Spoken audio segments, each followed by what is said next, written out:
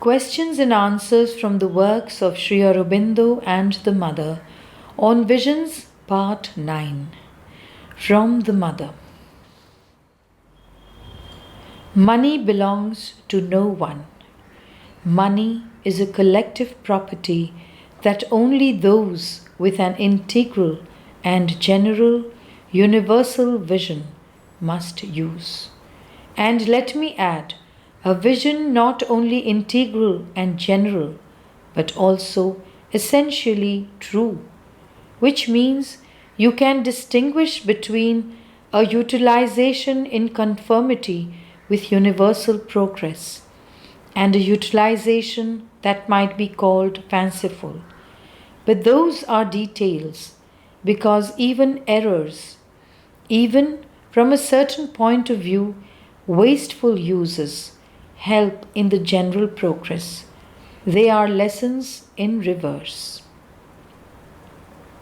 During sleep, a sadhak had a vision of Sri Aurobindo in his subtle physical body, living in the subtle physical world. He sent a report of his vision to Mother, who replied, Sri Aurobindo shows himself according to the need of each one, and in the subtle physical, the things are not as fixed as they are here. Attach more importance to the feeling produced by the vision than to details of what you have seen. An experience Mother had the day after the last conversation on February 16th. It was really very interesting. Afterwards, it's just a memory, no longer the thing. It concerned the creation of the material world, the material universe, in the light of the conception of the Supreme in love with His emanation. But the vision was all-embracing, as if I were on the other side, the side of the Supreme, not of the creation, and saw the creation as a whole, with the true sense of progress, the true sense of advance, of movement, and the true way in which all that doesn't belong to the future creation will disappear in a kind of pralaya. It can't really disappear, but it will be withdrawn from the manifestation. And it was very interesting. All that doesn't collaborate in the sense that it is a sufficient experience, an experience that has come to its end, was reabsorbed. It was like the true vision of what was rendered as the last judgment.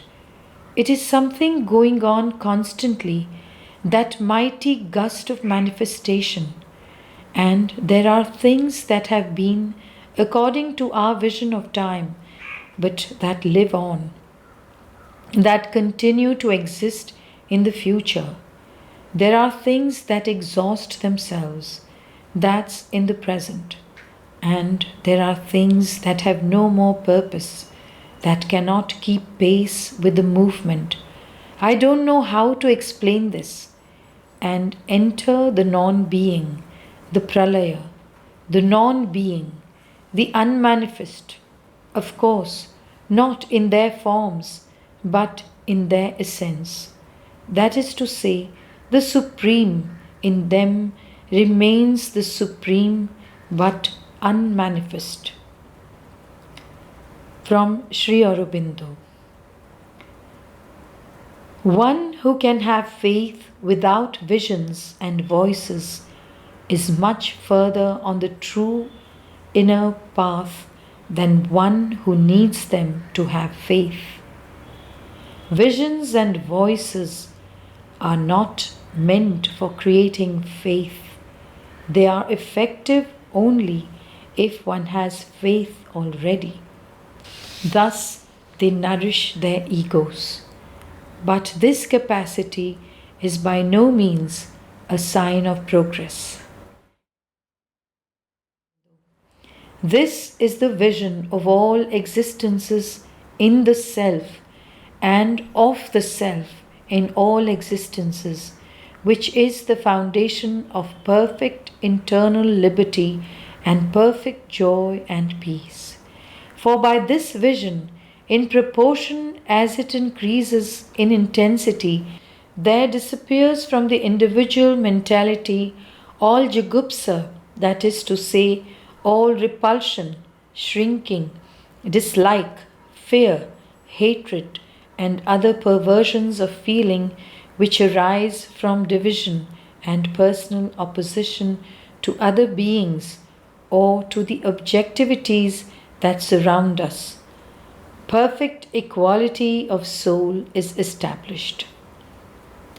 The vision of the self in its becomings. Vision is not sufficient. One must become what inwardly one sees. The whole inner life must be changed so as to represent perfectly in all parts of the being what is understood by the intellect and seen by the inner perception.